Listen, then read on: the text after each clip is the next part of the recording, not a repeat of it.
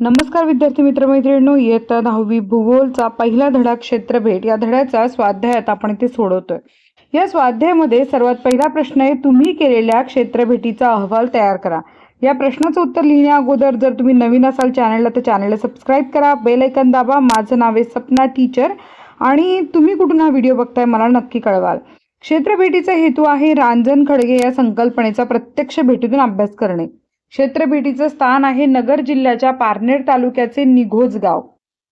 रांजण खळगे हे नदीच्या खनन कार्यामुळे तयार होणारे एक भूरूप आहे। क्षेत्रफळ आहे निघोज हे अहमदनगर जिल्ह्याच्या पारनेर तालुक्यातील 2735 हेक्टर क्षेत्राचे गाव आहे। लोकजीवन 2011च्या जनगणनेनुसार ह्या गावात 2109 कुटुंबे व एकूण 1385 लोकसंख्या आहे। वाहतुकीची साधने शिरूर या गावातून निघोजला जाण्यासाठी खाजगी रिक्षा आणि बस सेवा उपलब्ध आहेत। आता पर्यटकांचे आकर्षण काय काय बघा। कुकडी नदीच्या पात्रात असलेल्या खडकात पाण्याच्या अव्याहत प्रवाहाने नैसर्गिकरित्या जे असंख्य खड्डे तयार झाले आहेत तेच रांजण खळगे। नैसर्गिकरित्या तयार झालेले हे खड्डे म्हणजे निसर्गाचा अक्षरशः विस्मयकारी चमत्कारच आहे। या खड्ड्यांचा आकार रांजणासारखाच असून या कुंडातील पाणी दुष्काळात सुद्धा आटत नाही। तुम्ही पाहू शकता या चित्राद्वारे रांजण खळगे। प्रश्न क्रमांक आहे, कारखान्यास भेट देण्यासाठी प्रश्नावली तयार करा। तर त्या कारखान्यास भेट देण्यासाठीची प्रश्नावली आहे, 1. या कारखान्याची स्थापना कोणत्या वर्षी झाली? 2. कारखान्यात कोणकोणत्या वस्तूंचे उत्पादन होते? 3. कारखान्यात कार्यरत असणाऱ्या कामगारांची एकूण संख्या किती? 4. कारखान्यातील वस्तूंच्या उत्पादनासाठी कोणत्या कच्च्या मालाची आवश्यकता असते? 5. कारखान्यातील वस्तूंच्या उत्पादनासाठी लागणारा कच्चा माल कोणत्या ठिकाणाहून आणला जातो? 6. कारखान्यात उत्पादित झालेला पक्का माल कोणत्या ठिकाणी विक्रीस पाठवला जातो? 7. कारखान्यातील कामगारांच्या सुरक्षिततेसाठी कोणती खबरदारी घेतली जाते? प्रश्न क्रमांक ई आहे, क्षेत्रभेटी दरम्यान कचऱ्याचे व्यवस्थापन कसे कराल? उत्तर, क्षेत्रभेटी दरम्यान कचऱ्याचे व्यवस्थापन पुढील प्रकारे करू. 1. क्षेत्रातील पडलेला कचरा संकलित करण्यासाठी मोठ्या आकाराच्या गोणी व पिशव्या बरोबर नेऊ. 2.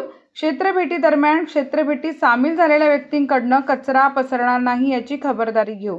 त्यासाठी क्षेत्रभेटी दरम्यान वापरलेल्या कागदी पिशव्या, ताटल्या, खाद्यपदार्थांची वेष्टने, उरलेले खाद्यपदार्थ इत्यादी एकत्र जमा करू. 3.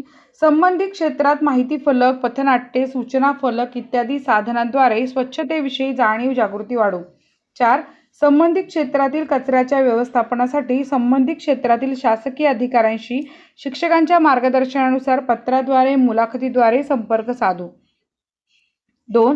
क्षेत्रभेटी दरम्यान क्षेत्रभेटीत सामील झालेल्या व्यक्तींकडून कचरा पसरणार नाही याची खबरदारी घेऊ. त्यासाठी क्षेत्रभेटी दरम्यान वापरलेल्या कागदी पिशव्या, ताटल्या, खाद्यपदार्थांची वेष्टने, उरलेले खाद्यपदार्थ इत्यादी एकत्र जमा करू.